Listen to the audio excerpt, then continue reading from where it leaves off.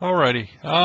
Good afternoon. It's 4 p.m. here on the East Coast in the U.S. Time to get started with our webinar, an overview of exSILentia Safety Lifecycle Engineering Tool. If you happen to have any questions during the webinar, please place those questions using the Q&A at the top of your Microsoft Office Live meeting window. That way, I'll address those questions when they come up.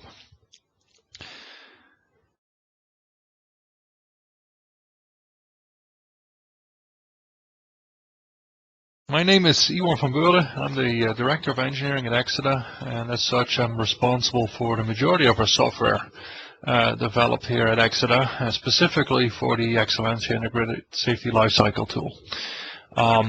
Its development, maintenance, and certification. I support our customers, end-user customers, manufacturer customers. I perform certification projects, both 61508, 61511. I'm a member of the S84 committee here in the U.S. and perform a variety of functional safety tasks, SIL selection, SIL verification. I'm an instructor for exSILentia as well as ISA, and do functional safety assessments. In this webinar, an overview of exSILentia, I wanted to basically show you how exSILentia matches up with the safety life cycles.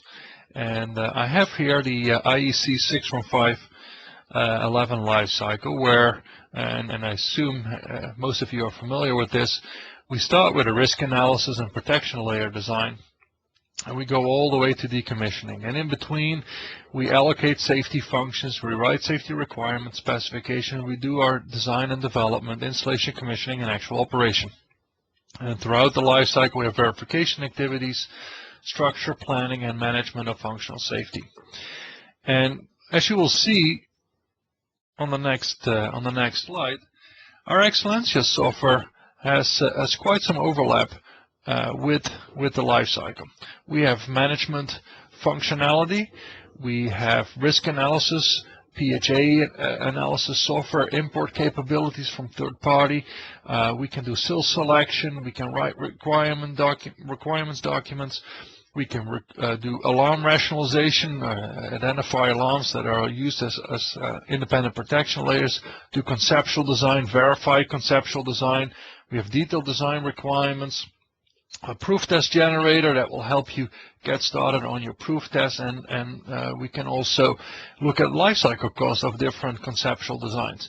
So we have quite an overlap with the functional safety lifecycle. exSILentia is available in 3 different options. In 4 different options. exSILentia 3 is available in 4 different options. A standard option which has the base functionality, or SIL selection, SIL verification functionality. Then we have an analysis option which extends on that basic functionality and adds analysis type functionality like process hazard analysis. An operation option which adds functionality in the operational phases like the proof test generator, like the lifecycle cost calculator. And then we have an ultimate option which, well, basically as the name says, it's the ultimate license. You get everything. And we will go through this webinar, and I will show you all these different functionalities.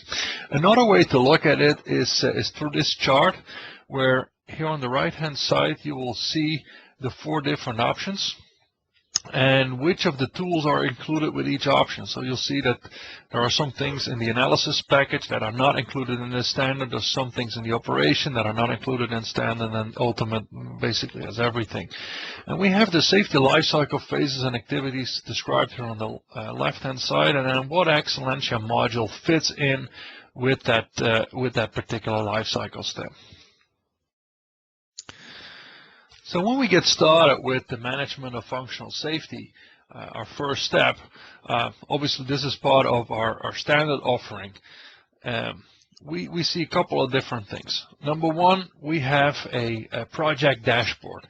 And this basically gives you an overview of how many units are defined in a project, how many safety functions or how many hazards have been identified for each unit. And what are the target SILs? What are the achieved SILs? And in this example, you could say that we have, let's say, roughly 60% of the safety functions have a target SIL of SIL 1, 40% of SIL 2, and apparently from an achieved perspective, let's say roughly 30% or 33% have SIL 1, and the 66 remaining is achieved SIL 2. Apparently in this example there are no SIL 0s or SIL 4s, SIL 3s, and all hazards have been evaluated, all conceptual designs have been evaluated, therefore these two gauges are at 100%. And we also see what lifecycle steps are active for this particular project. And then in this case, we have the SIF identification, we have SRS, conceptual design, and proof testing as active in this particular project. So that's the first part of your management of the project, management of functional safety. We also have a reference library where you can have virtually unlimited number of different references, and you can link references to specific safety and semantic functions on a per lifecycle phase. And you can add references, assign them to other safety functions, and so on. Similarly, we have team members. You can define team members, their names, their contact information like an email, and you can identify who's involved in what part of the project, and who's doing the SIL verification, for example, who's doing the SIL selection, and what are their roles in this project. And we can keep track of that throughout the exSILentia management activity, so to say. We can record action items, and the action items are recorded on a per SIF and lifecycle phase basis. So if I'm in the SIF identification phase and I have a action item for safety function number 3, then its identifier says safety and semantic function 3 and SIF identification phase. A very straightforward action item recording. We assign it to one of the team members. We can set priorities, low, medium, high, and we have, I think, 3 statuses: open, close, and review. And you can export these action items. You can and then import in an action item database if you have something like that. You can also keep track of them here in the exSILentia tool. And the final aspect of your management of functional safety, more higher level functionality, is the definition of potential hazards or potential safety and semantic functions. So stuff that comes out of your PHA, and that is a potential SIF, is identified in this SIF identification step within the exSILentia tool. Once I have defined my safety functions, or potential safety functions, I need to determine if they actually need risk reduction. And the need for risk reduction is typically expressed in the target safety integrity level. And we evaluate that in our select tool, select for SIL selection, which is also part of the standard offering of exSILentia. We have a couple of different methods that you can use for your SIL selection. We have risk graph, where you have, as you can see in the top right corner of your slide, different ways to make connections between consequences and demand rates. These lines can be activated, these can be deactivated. We can change the resulting SIL numbers here. We could say that a CA and W1 should lead to a SIL 4, so we have that capability. You can change the descriptions that go with each of these parameters, add additional demand rates, and have different risk graphs for personnel, environment, assets, and there's also one custom risk receptor where you can basically name the risk receptor, maybe societal risk. So once you define that risk graph, or basically you define the toolbar risk for your particular project, you then go to each individual potential safety and semantic function and do the actual SIL selection. And that's done by simply selecting items from a drop-down box. And then based on your relationship defined here, you end up with a target safety integrity level. The second method that we have is the hazard matrix. Pretty much similar as the risk graph, as you can see from the screenshot in the lower right-hand corner. We have demand rate and a selection, personnel safety, environmental impact, asset damage. Each selection leads to a target SIL, and then the highest of all is your overall target SIL for this particular safety instrument function. The hazard matrix by default comes as a 7x7. We can make changes to all these descriptions here. We can say that a D1, C1 should be a SIL 4 if we choose so. If your company has a 5x5 matrix or anything other than 7x7, you can reduce the number of rows and columns by simply clicking on one of these column headers. So you can resize as works for you. And I forgot to mention that with the risk graph, but I'll mention it here at the hazard matrix. For both methods, we have the ability to perform or to add independent protection layers.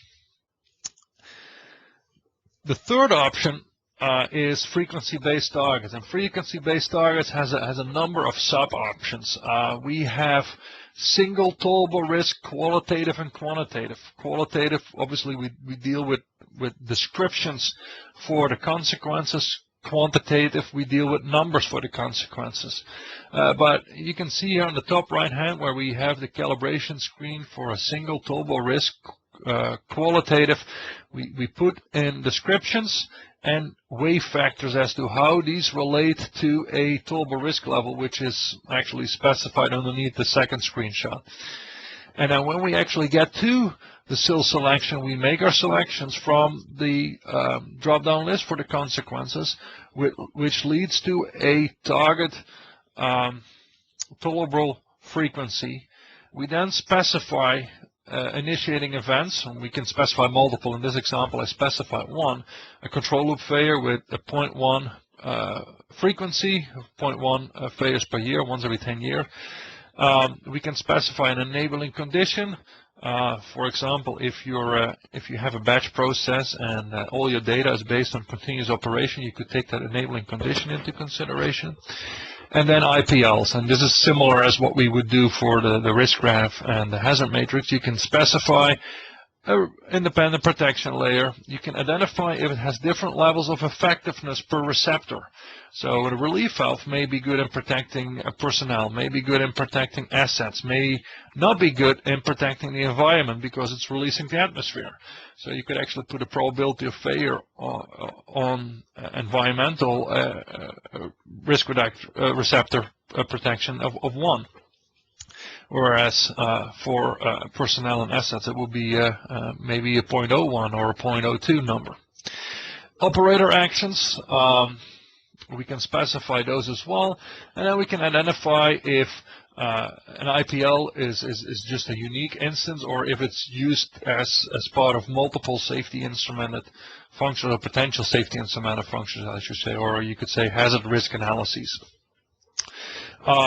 We do have the ability to specify tags for each IPL, and it's kind of important to point that out is when we do a layer of protection type analysis, we tend to claim a lot of, we tend to claim credit, risk reduction credit for different protection layers.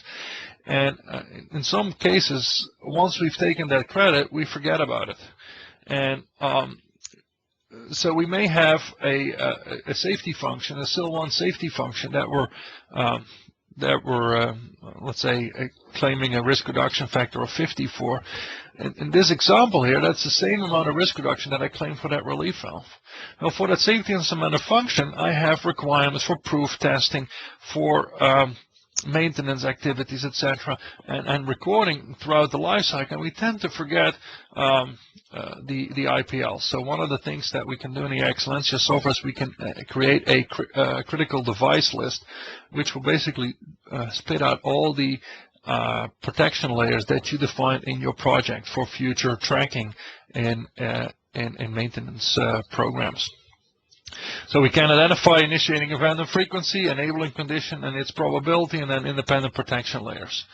The consequences, relatively straightforward: health and safety, environment, asset, and one custom defined a risk receptor. So once we have defined our target safety integrity level, the next step is that we record the requirements in the safety requirements specification. And these are the requirements for the safety instrumented function, and typically are divided in safety or in functional requirements and integrity requirements. If you look at the 61511 and 61508 standard, you will see that the safety requirement specification is just occurs in one spot in the life cycles. But at the same time, it requires input from both the process hazard analysis as well as conceptual design. And here we are writing the safety requirement specification before we are doing conceptual design.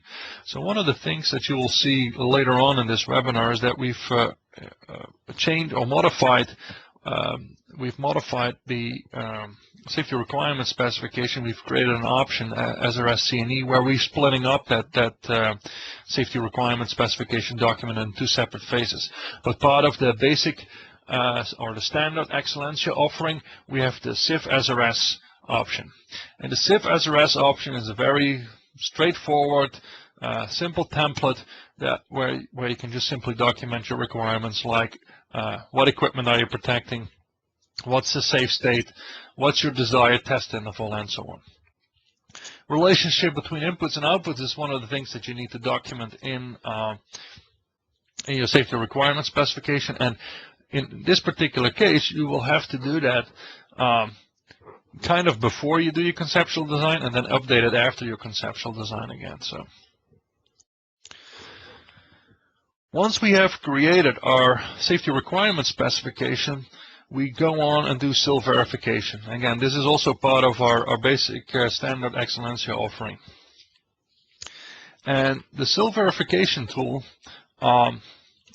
arguably the first piece of the exSILentia software that we released in February of 2001, has been on the market for quite some time. I could probably talk an hour about just the SIL verification and only have addressed the first paragraph of the user manual, so to say. There's a lot of detail that can go into this tool. So what I wanted to highlight in this webinar is that when we do SIL verification in exSILentia, we look at 3 different SIL levels.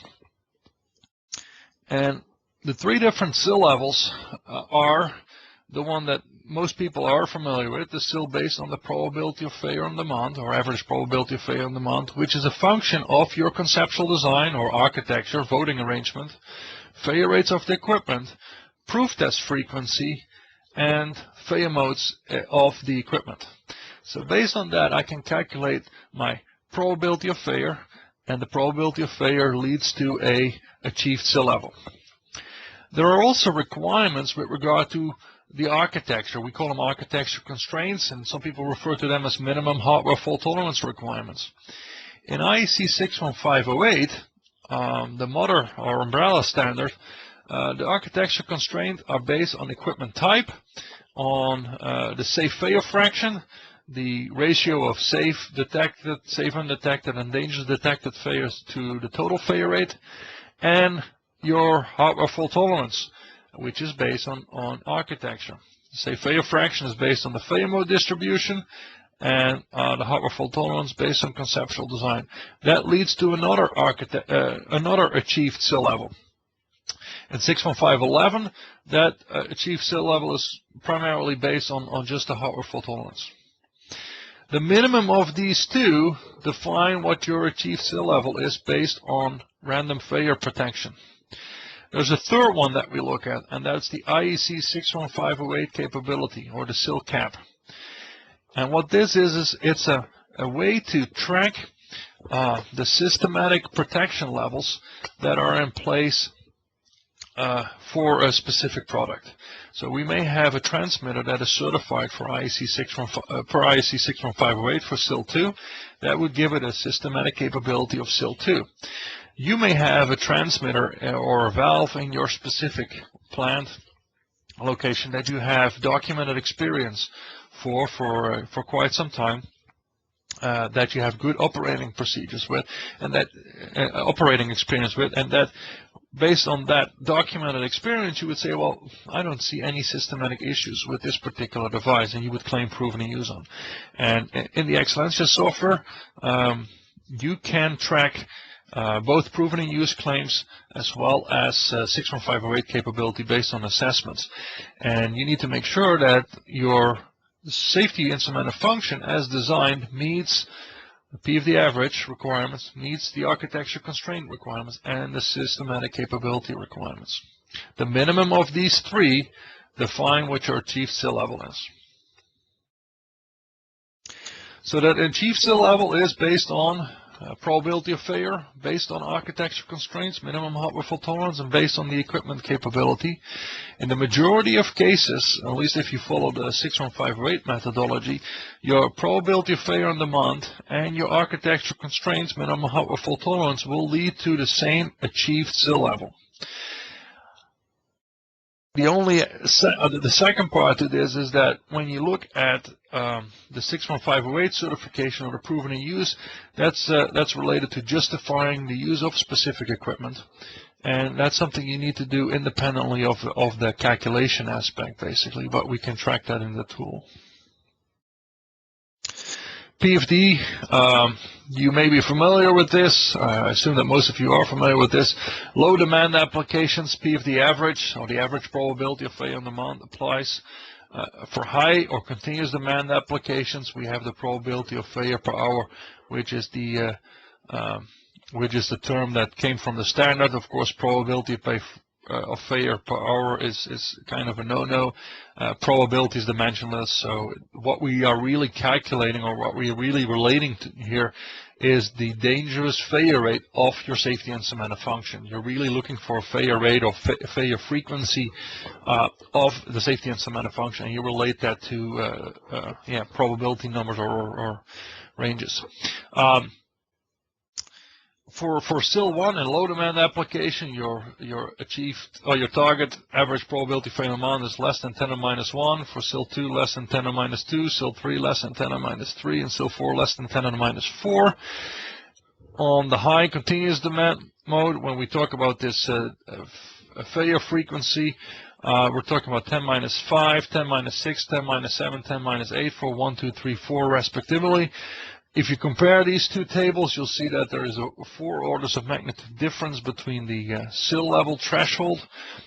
Consider there are 8,760 hours in a year, except this year when we have a leap year, which is roughly 10,000 hours. You see a relationship between these two tables. That's why there are 4 orders of magnitude difference between the two. So that's the average probability of failure and the probability of failure per hour. Then we go to architecture constraints, minimum hardware fault tolerance requirements.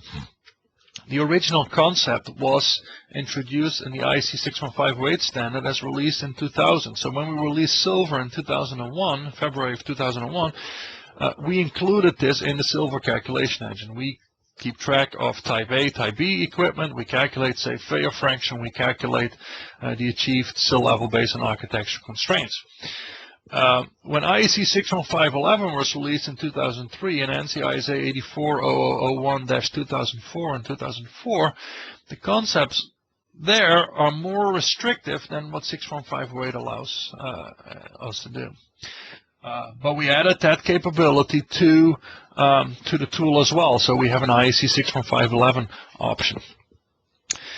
There is clause 11.4.5 in 61511 part 1, which allows users to deviate from the concepts as defined in 61511 as long as they remain compliant to the concepts as defined in 61508.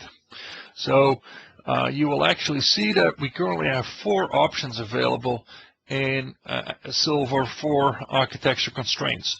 IEC 61508 2000, following IEC 61511 clause 11.4.5. IEC 61508 2010, following 61511 clause 11.4.5. Straight IEC 61511 and IEC 61511 ignoring type A devices.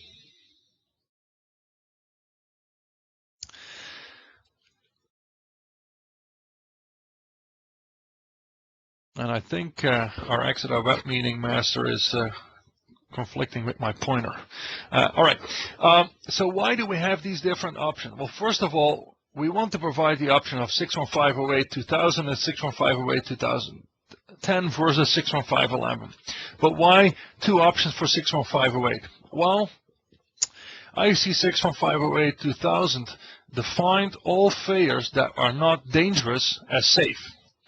As such, failures of components that are part of the safety instrument function that do, when they fail, do not have any impact on the safety output.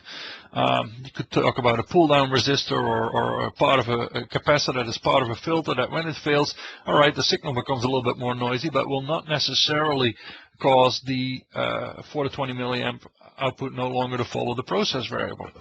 Well, those failures would be classified as no effect failures. Per the definition in IEC 61508-2000, those no effect failures needed to be treated as safe failures. And as such, were considered in the numerator of the safe failure fraction. In IEC 61508-2010, the definition of safe and dangerous failures was updated, more specific. Safe failures do no longer include no effect failures. So if we look at the safe failure fraction calculation in 2010, we're ignoring the no effect failures.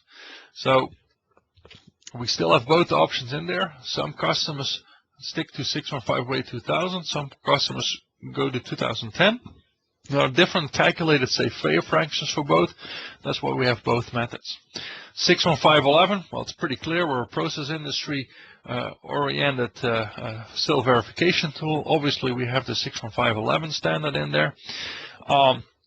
But then why do we have the additional 61511 ignoring 1143 for type A devices? Well, clause 1143 requires that we increase the minimum hardware fault tolerance by 1 if the dominant failure mode is not towards the safe state or dangerous failures are not detected.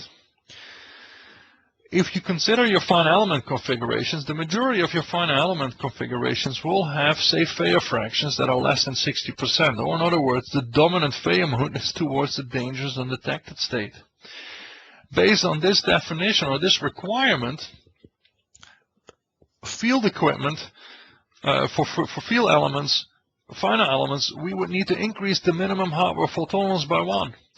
And that would lead to redundancy requirements for SIL 1 applications. So can you imagine implementing 1 out of 2 voting on all your final elements for all SIL 1 applications, 1 out of 3 voting for SIL 2 applications, theoretically 1 out of 4 for all SIL 3 applications? Well, no, that's pretty much impractical, and a clear reason and a clear indication that 61511 is more stringent than 61508. So that's why we have this option. Hey, you can still follow 61511, but we're going to ignore this at a minimum hardware fault tolerance for type A devices requirement because it's just too restrictive when you compare it to 61508. Another benefit of using 61508 is that we are using this safe failure fraction, and we can get credit for diagnostics that we implement on the safety function level. So partial stroke testing, I would not get any credit for it on an architecture constraint perspective in 61511, but I would get credit in 61508 because in 61508 my minimum hardware fault tolerance is based on equipment type and the safe failure fraction. So that's why we have these 4 different options. I think with that we address all our customer needs, and as a company you'll have to decide what you want to implement. The last one, the systematic capability, basically comes from this picture, and this is I think it's figure 3 on page 19 of the standard, if I'm not mistaken. And it basically says we have a process sector safety instrumented system standard, and we have hardware aspects and software aspects. When we just look at the hardware, we can use 61511 if we use hardware that is proven in use, or if the hardware that we use was developed and assessed according to 61508. So it's a pure qualitative requirement, but in exSILentia you can track that. You can record your proven in use arguments, you can record it once, you can link all your similar devices to those requirements, and with that basically address this aspect of systematic integrity for your products. So that's what the SIL capability does for you. If you don't track it in exSILentia, you will still have to track it outside of the tool. You have to justify the equipment that you select. So I had originally had several slides here with the silver functionality, and I knew I was way over the total number of slides that I could possibly do in a webinar. So there's a lot of detailed modeling going on in silver. We look at the mission time, the proof test interval, the proof test coverage, the proof test duration. For transmitters, we look at the trip direction. Is it a high trip or low trip? We look at where do you put your alarm setting for your transmitter. Where do you drive your internally detected failure from a transmitter? Do you drive it under range or over range? We look at the detection capabilities of the PLCs or logic solver, so to say, that is connected to this transmitter. Can it detect out of range? Can it detect alarm signals? Is there some delay timer on trips? Maybe you want to program it that you trip on all alarms. Do you do external comparisons? So we can take all of that into consideration. Of course we do common cause. Of course we do mean time to restoration. But we also look at the inputs and outputs that you configure, the field devices, how many sensors, how many switches, how many outputs, analog or digital, and we automatically configure your PLC or determine what the I/O channel count is that you need for your PLC configuration. Partial stroke testing, you can consider the diagnostic if you do it at least an order of magnitude more frequent than a proof test, or you can consider an extra proof test. You specify the interval, exSILentia does the rest.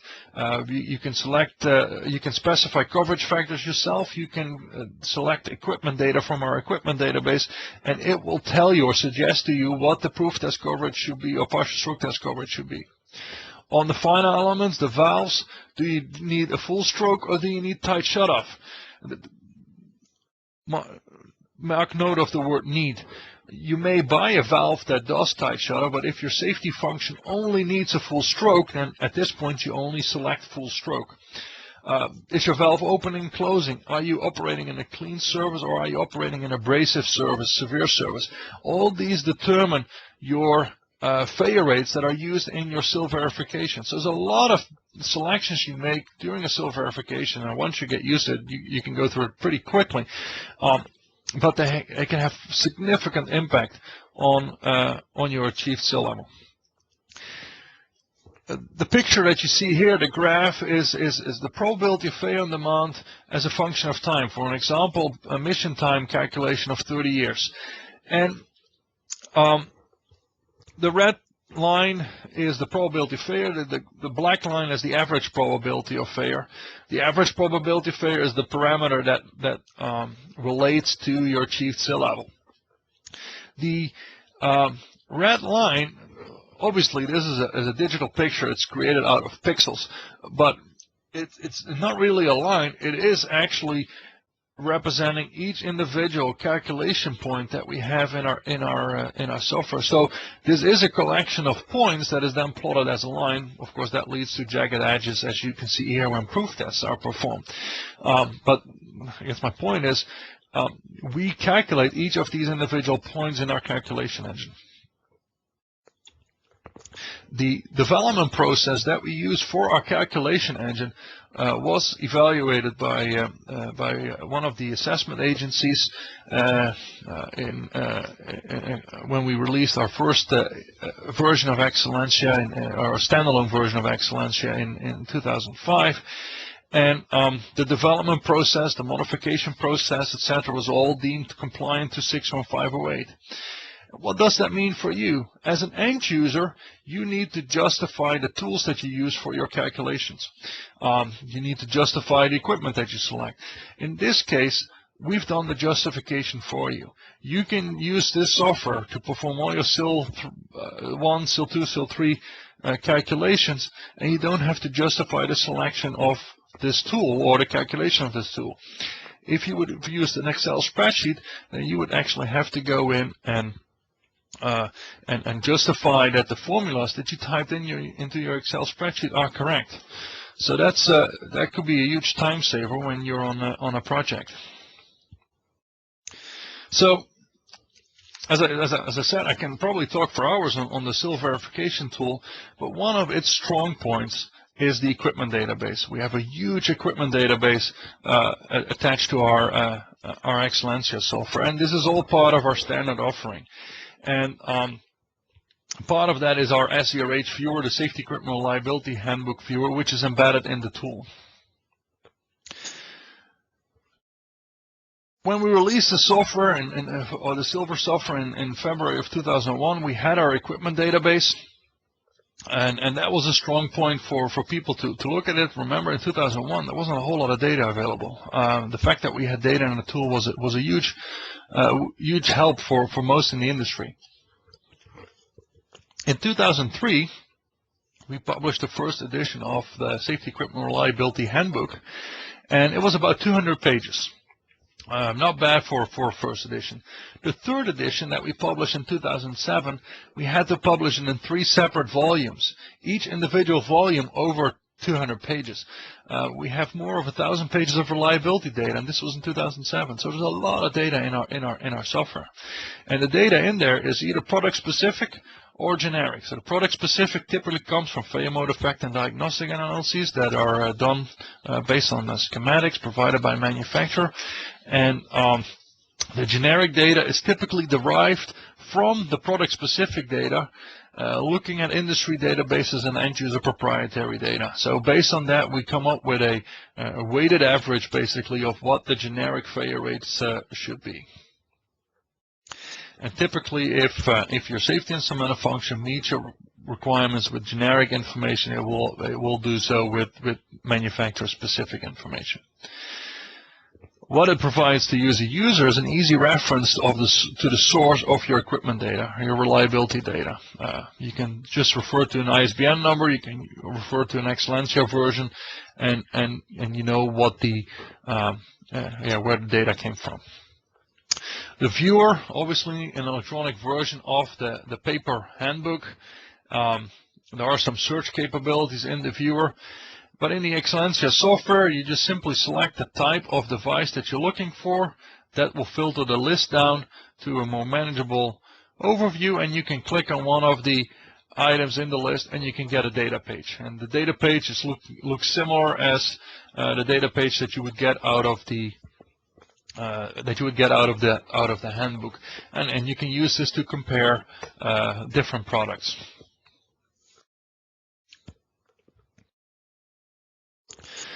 So that's all included in our standard offering of exSILentia. So now let's look at what analysis brings to us. What is extra? Well, it's very easy to see here in this overview. There are 2 things that are extra, and that's the PHAX and PHA Import. So that deals with hazard and risk and assessment. So first, let's look at PHAX.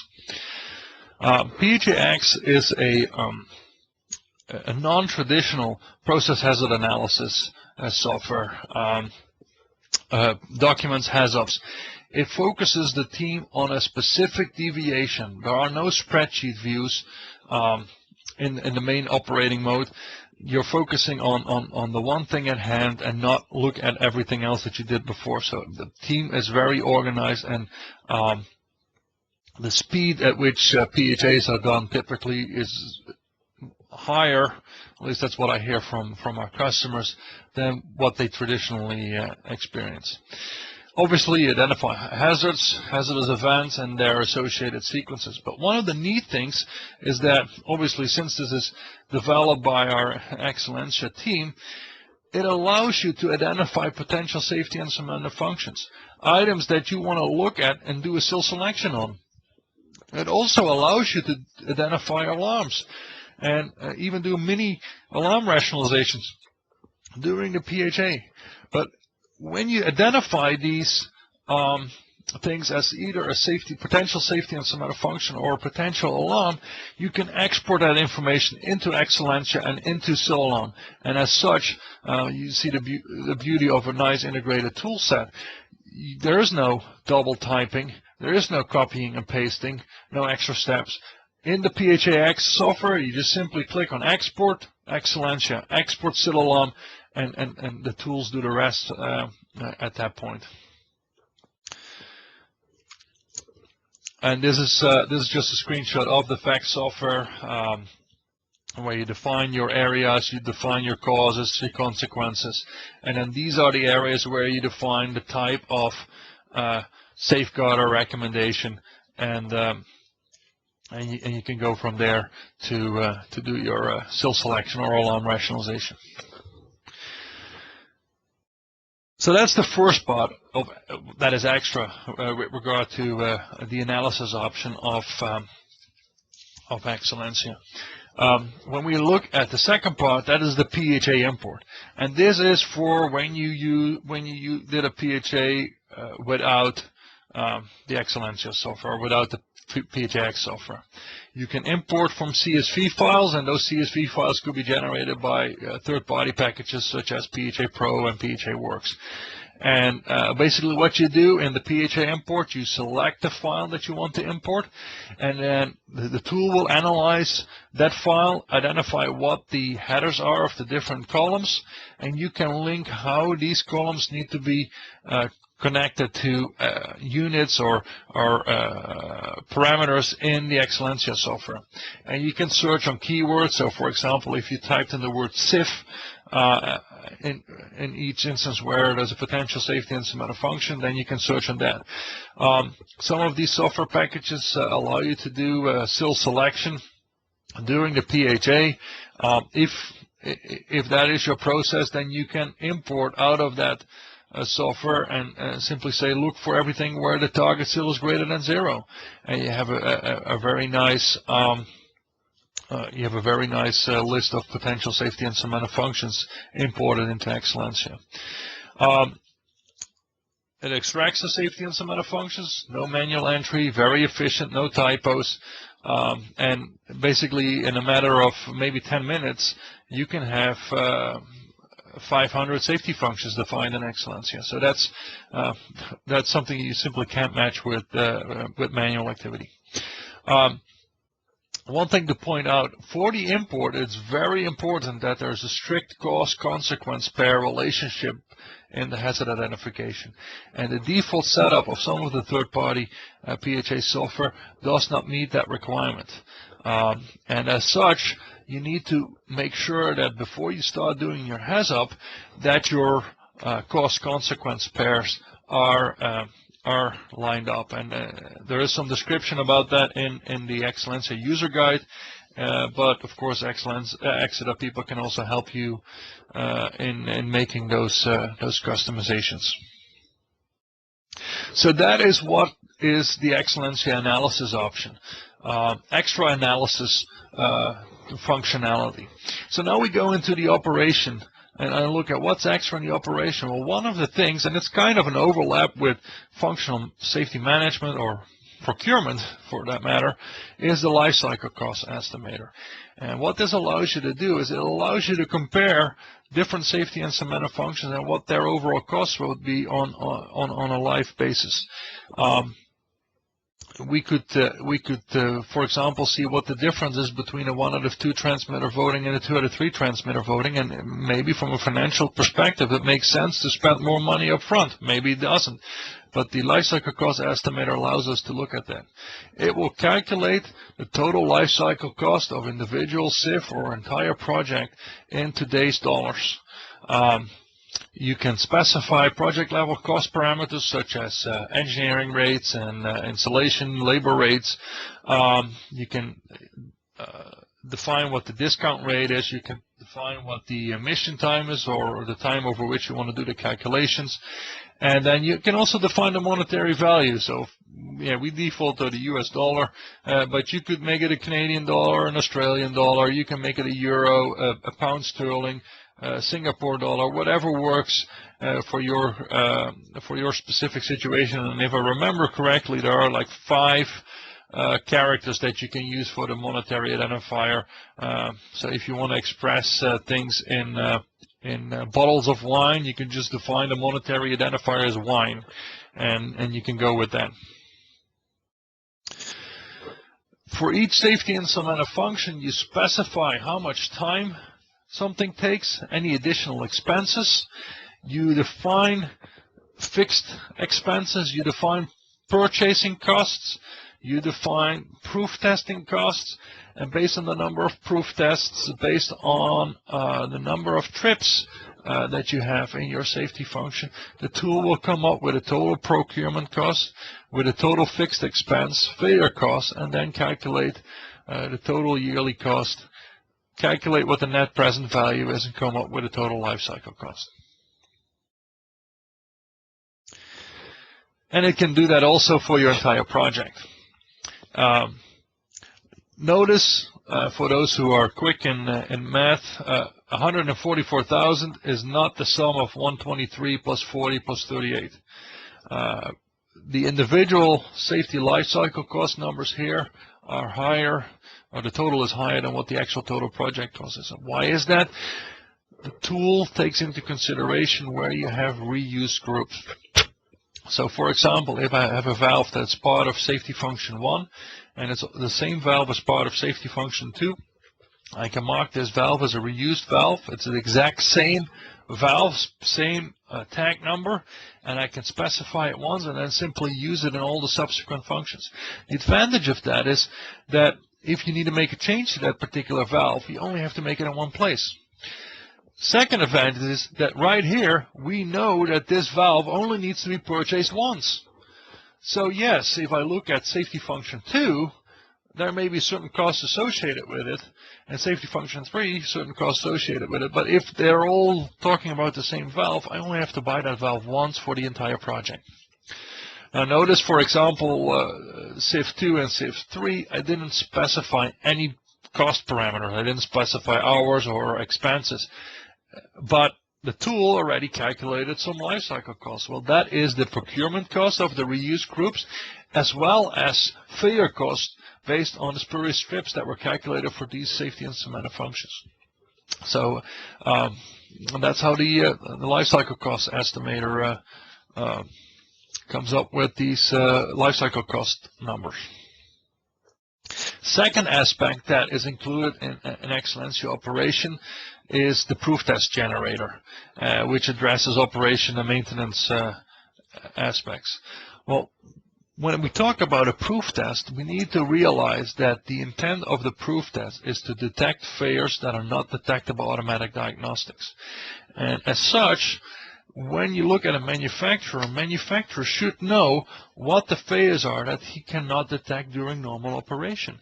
And he should be able to come up with a pretty effective proof test and pretty detailed proof test coverage factors to tell you what you should do during a proof test. It may not necessarily be that you should test that the function functions correctly. It may be that you have to do certain tests to demonstrate that your automatic diagnostics didn't fail, and that will trigger certain parts that would normally not get detected, or failures of parts that would normally not get detected during normal operation. So that's one thing to keep in mind when you talk about proof tests.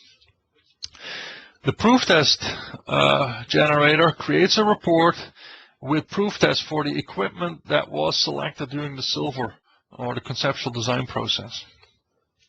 So if you select a specific transmitter, the proof test generator will look in the exSILentia Safety Equipment Reliability Handbook and take out that proof test that was specified for that transmitter and put it in the report. It will also take into consideration reuse. You only have to test something once. So instead of reprinting the same test for the same equipment, it will say, hey, this was already tested before. We don't have to test it again. And we also record the proof test coverage factors for components in the report. And if we look at it, we have a sample proof test report here. We see a sensor with a specific tag and a proof test interval. And we have apparently a 99% proof test coverage if we do this test. On the final element, we have a solenoid that apparently, if we do this, we can detect up to 99%. And that for the valve that's associated with it, apparently we cannot go no higher than 40%. So based on this, we may have an overall proof test coverage factor of maybe 70% for, or maybe less even, for my final element. So that's all in the proof test generator. So that is everything that's included in exSILentia operation. So now let's look at Ultimate. Well, Ultimate has everything except the SIF SRS. The SIF SRS, as you can see, is not part of Ultimate. Well, why is that? In exSILentia Ultimate, we split up that SRS document in two. We split it up in a process SRS and a design SRS. And as such, we basically address two separate phases in the life cycle. The first part, let's say the process SRS, will address process-specific requirements on my conceptual design, and the design SRS will have requirements from that conceptual design on the detailed design. Part of the system, part of the SRSC&E option is that we can generate a general safety instrumented system requirements document and a general safety instrumented function requirements document. Rather than specifying over and over again for each safety instrumented function that they need to follow the de-energize to trip principle, it could be a whole lot easier just to define that once. All safety instrumented functions follow de-energize to trip principle except when specifically stated otherwise. So that's something we can do on the system level SRS. The process SRS will record the requirements from your PHA and SIL selection. For example, what is the safe state? What do I need to do with my safety function? What's the target SIL? And this document is input into the conceptual design, and the requirements are specific for each individual safety instrumented function. So for each individual safety instrumented function, you'd have to go through and create a process SRS document. Then once you've completed your conceptual design, you've completed your SIL verification, you can get a design SRS.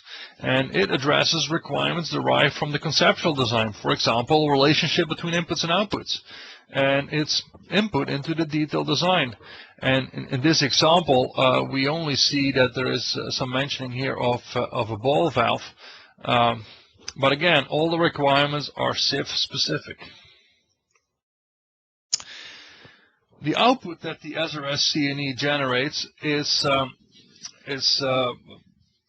report documenting the system level, the process, and or the design safety requirements. So we can combine them all in one document. We can create separate documents. Then, as part of the relationship between inputs and outputs description, we generate cause and effect diagrams for each individual safety instrumented function. And that's something you can see on this slide. There's just one input and there's one output, and that's your cause and effect matrix. Not that exciting. But at the same time, we can create a cause and effect diagram for the entire project, looking at all the safety instrumented functions that are defined and link them all up in one big diagram. During the SIL verification, we ask for tag names. We ask for engineering units. We ask for low limits, high limits, and trip values. And obviously, we're not using that during the calculation. We're not using that in our SIL verification, but we are using it in this particular case when we create the cause and effect matrix. And there may be some other places where we use it as well. So that's one significant part of exSILentia Ultimate. The other is that in addition to everything we talked about before, with exSILentia Ultimate, you also get a SIL alarm, which is what we use for alarm rationalization. So part of your layer of protection analysis, you may end up with certain alarms as a layer of protection. You need to make sure that they're marked as such during your alarm rationalization. You don't want someone to say, well, we don't really need that alarm, let's just get rid of it. So we need to track that, and we do that using our SIL alarm tool. So we specify alarms, we define the IPL relationship, that's what I was just mentioning to you, and we can document operator action. And we work together with several of the major DCS vendors to import the alarm databases, export the alarm databases, and so on. And when you talk about the exSILentia software and talk about safety instrumented functions, you may have maybe 100 SIFs on a specific project. Most likely you're going to have 10,000s, if not more, alarms that can be generated. That may not necessarily all be alarms, but that you would need to analyze as part of your alarm rationalization. So that's what we do in our alarm management software. So our tool offering, I gave you an overview of what exSILentia is and then the different options: standard, analysis, operation, and ultimate. Some of the sub-tools are also available as a standalone tool, like our PHAX software, like the SIL alarm software, and also the SERH viewer is available as a standalone product. These products are available either online, where you access it through our server, as a standalone product that is installed on your local PC. The licensing at that point is governed by a USB license key.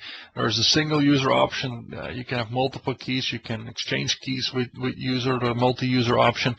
We have a site license, which is similar to our standalone, except in this case there is just one license key that governs a certain number of concurrent users.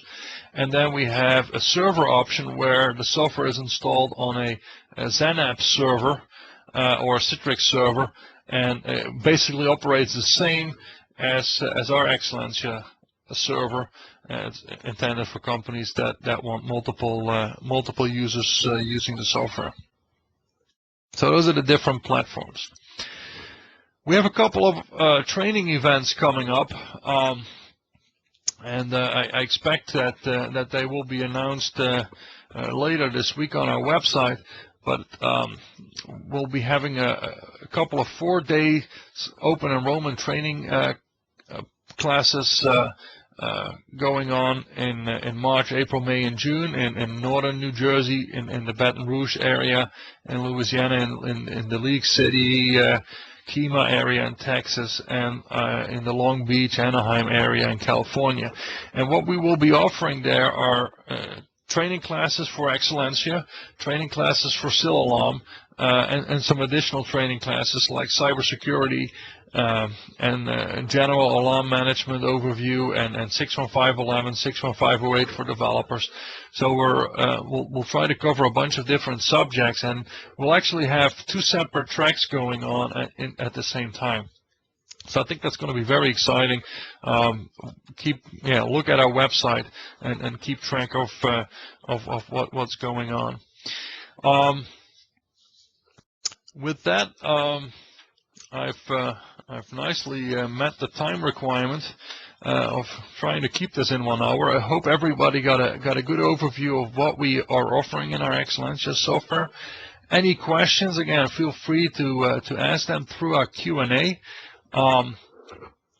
This is the second run of the webinar. The first run I did this morning. One of the questions that came up this morning was with relationship to our equipment database, and the question was,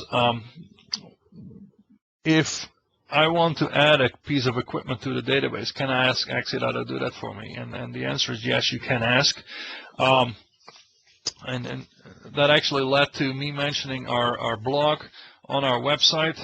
Check it out. I posted a blog yesterday about why certain equipment is not listed in our equipment database. It may have to do that we simply don't know about it, or that the equipment doesn't meet the reasonability checks that we let loose on our equipment. That is something that you may want to look into and understand why certain devices are not listed. And you can always send us an email. We'll be happy to explain to you why something is not listed. Not everything can be made too public. And there are some background information in some cases that we have that we can just simply not put on a website, but we can give you some background as to why things are listed or not listed on our database. If you're interested in using the software, we offer a free trial. Go to our website, www.exeter.com. Click on the software link, click on exSILentia or SIL alarm, and then follow the free demo link, and you can sign up for a 2-week trial of the software on our exSILentia server, our Citrix box, basically, and then you can try out the software. If there are any other questions, please use the Q&A. Otherwise, I'll be ending the recording, and I'll be closing this session. If there are no Q&A questions, then thank you for dialing in. I hope this was informative. If you have any questions, send an email to info@exeter.com. I know there will be follow-up emails from our web meeting staff. So if you have any questions, feel free to ask them as well. Take care. Bye-bye.